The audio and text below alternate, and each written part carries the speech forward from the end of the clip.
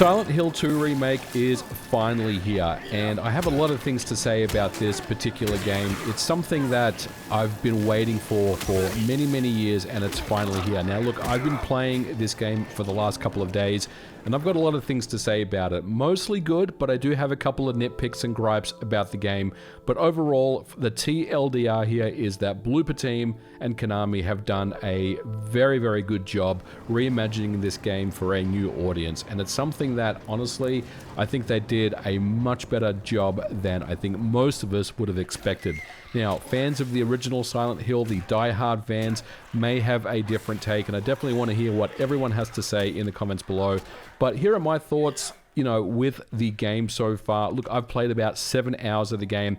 I'm probably about 3/4 of the way through, but I've seen a lot of the game, and I really do have some things that I want to talk about. The first thing, obviously, is the presentation of the game. Blooper Team did a really great job here. If you compare the game with the original, you can tell immediately that they've put so much attention to detail to make sure that it doesn't deviate away from what made Silent Hill 2 such a absolute masterpiece. Now, back in the days of the Sony PlayStation 2, the game was a technical marvel using the fog layer to really just kind of ooze atmosphere in the game. But it's something that also a lot of people don't realize how important the fog was to the PlayStation 2 version. But not only that, the lighting in the game, the soft shadows that were present in the original PlayStation 2 were really something special, and I want to talk about some of the performance and some of the things in this game as well later on. But overall, look, the presentation of the game is excellent. I can't fault Blooper Team for what they've done here. If you basically have played through Silent Hill and you start playing through the remake, immediately you'll notice how good it looks, and it kind of makes you think about what a game like Silent Hill 2 would be like in 2024, and it's pretty much how I imagined it would be like.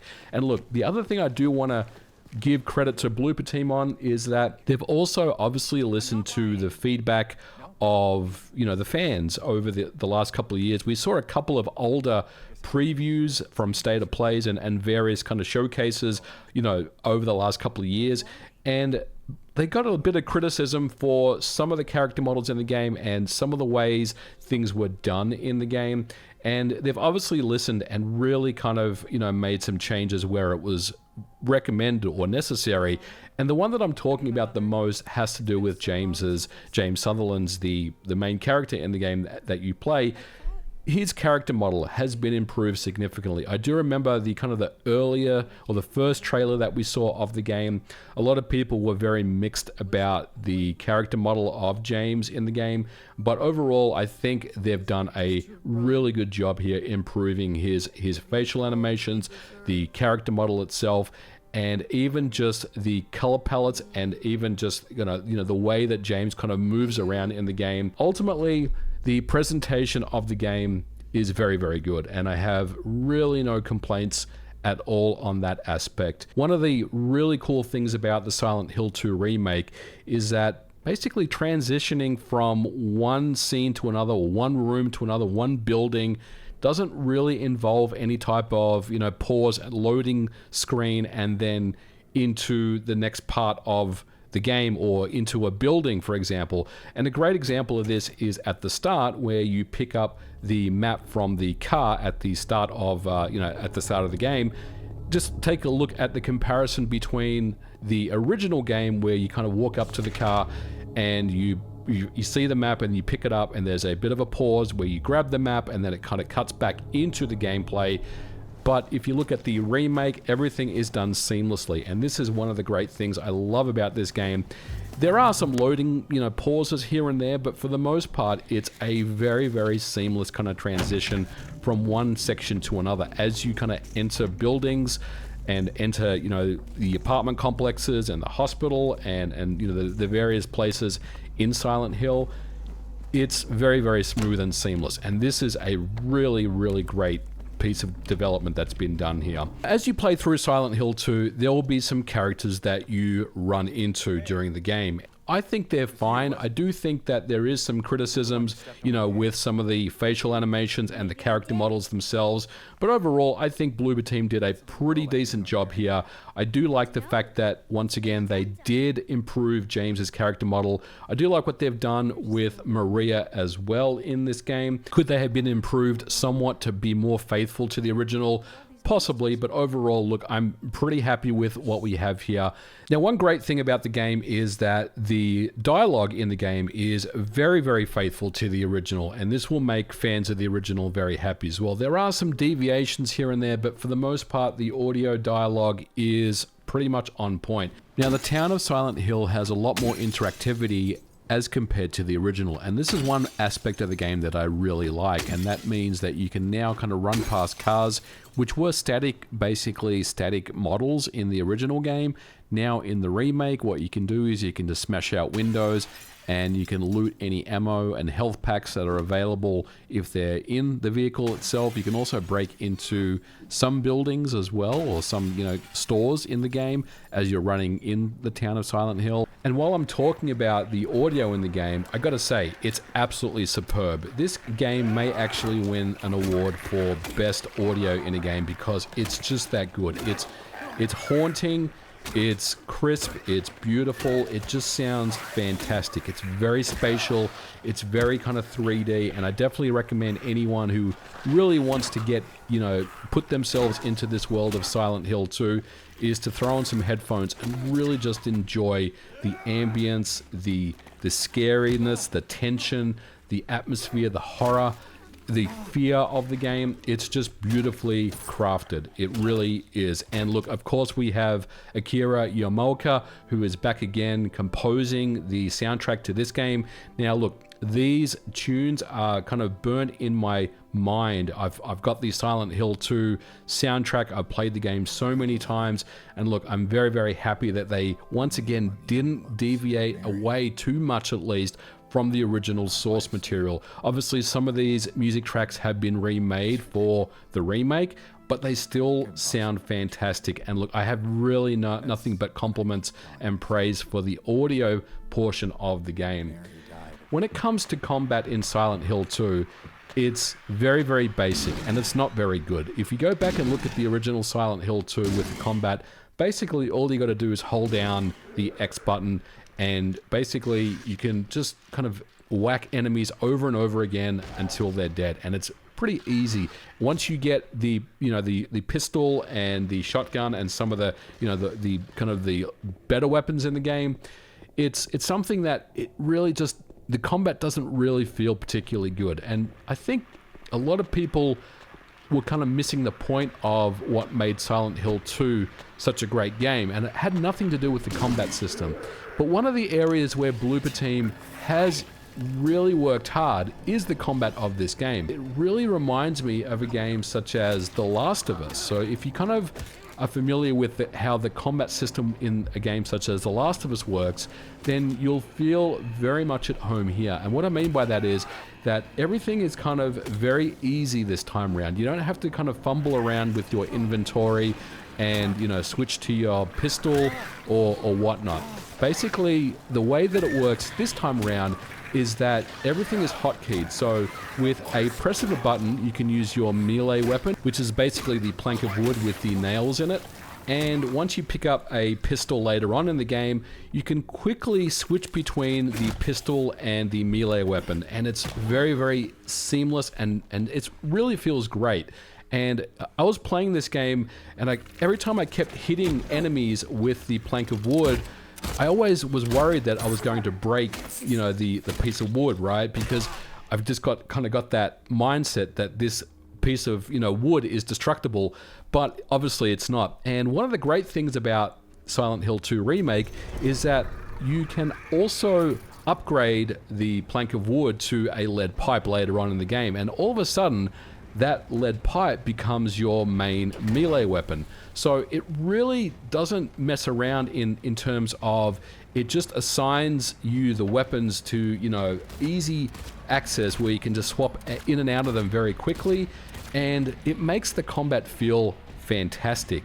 And all of a sudden, you're in the situation where you can really kind of, circle strafe around enemies and really kind of get the drop on them and take them out. And it just feels great. And it's very kind of personal. It's very up close. And like I said, it does remind me a lot of a game such as The Last of Us. So if you are a fan of that combat system, you'll definitely enjoy what Bloober Team has done here. However, a criticism that I have of the combat system, and I think this is something that's really going to polarize the Silent Hill 2 community, and that is one of the great things about survival horror games or psychological horror games like Silent Hill 2 is that you could pretty much kind of run around and just avoid enemies. You could run around the town pretty much without killing anything, right? And even in some of the kind of the tighter areas in the, in the apartment complex, for example, even those monsters you can pretty much kind of circle around and move around.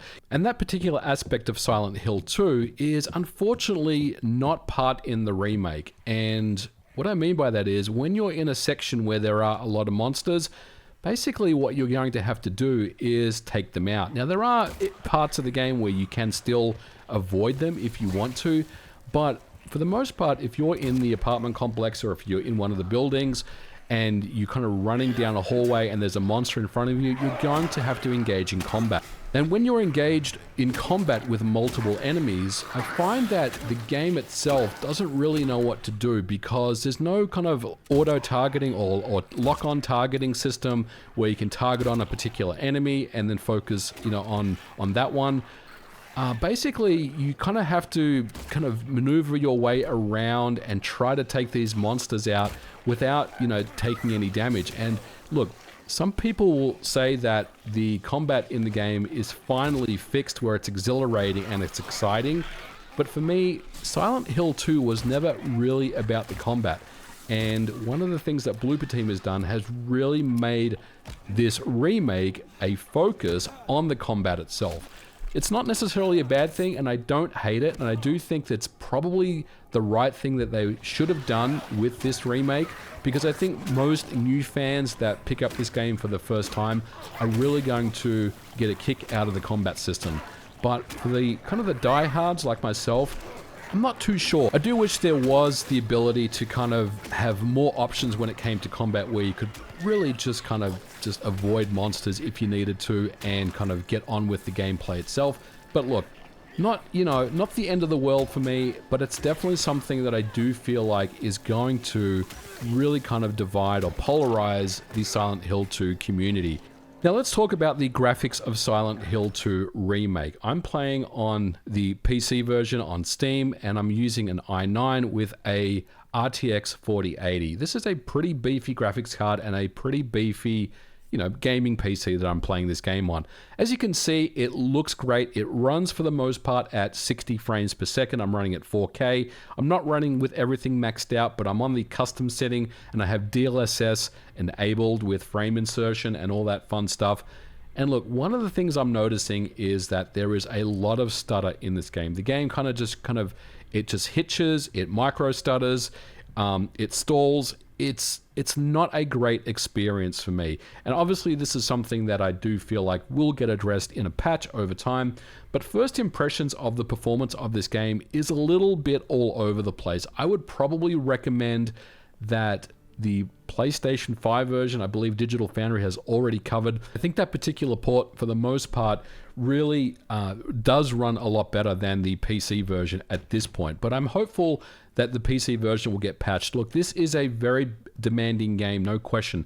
There is a lot going on, especially with post-processing. Now, one area of the graphics that does not sit well with me is the shadows in this game. Now, I'm not sure if it's just me, my PC settings. I'm not sure if this is something that's apparent on the PlayStation 5 version, but one aspect is there's something off about the shadows in this game. And let me show you a couple of examples of what I'm talking about. The kind of the classic scene in the game where Laura steps on James's hand as he's trying to reach down for the key, where you see kind of the real-time shadowing that's going on. This is kind of iconic. On the PlayStation 2 version, the soft shadowing looks absolutely superb. But on the remake here, you can see that the shadows just look off. And there is another particular scene that I want you guys to look at where it's casting shadows, and it should be kind of casting shadows against the wall at the back of this particular scene. But these shadows look like they're just kind of floating in the air, and they just don't look right to me at all. Something looks off about the shadow system that's been built into this game.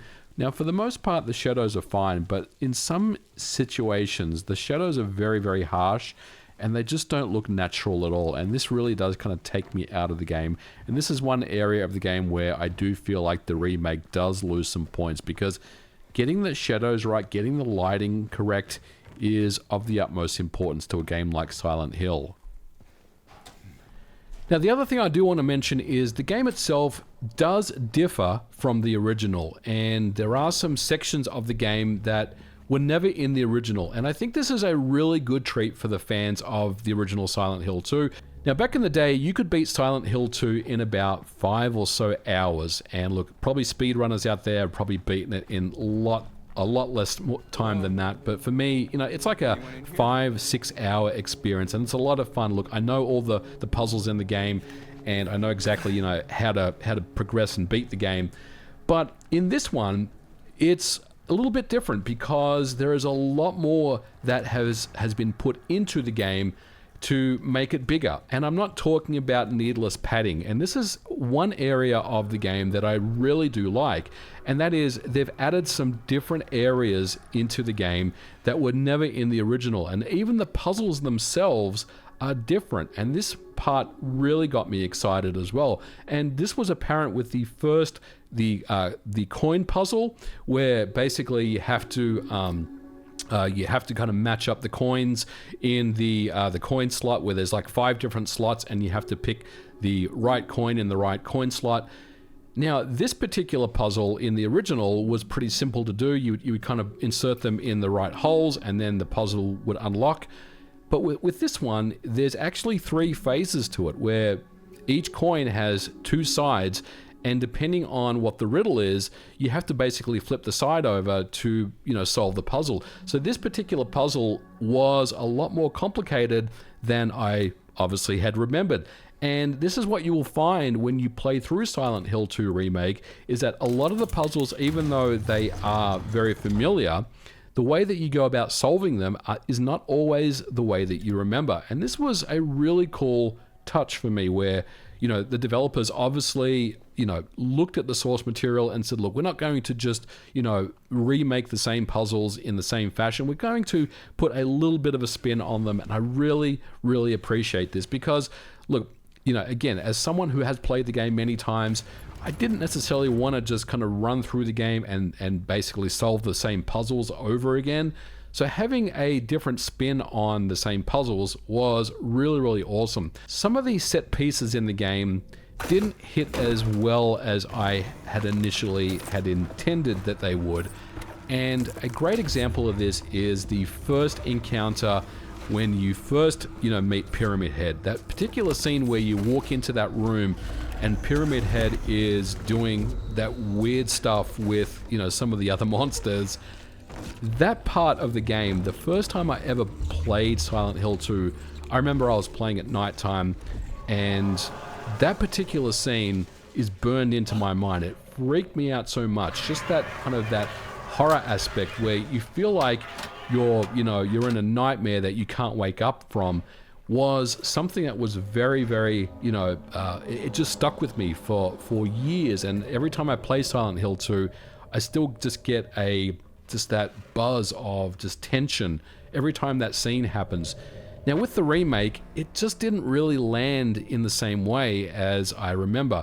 And I think a lot of it has to do with the way that James kind of just sits in the, in the closet and just kind of just shoots his gun without really having any emotion on his face. It kind of just took a little bit away from that particular, you know, set piece in the game. And it's a shame, because I do feel like that is one of the biggest, you know, best cutscenes that's been ever made in, you know, in the history of like survival horror games or psychological horror games. So for me, you know, there are some set pieces in the game, there are some cutscenes that, while they're still very good and very faithful to the original, they just don't necessarily land the way that they used to, or the way that they do in the original game.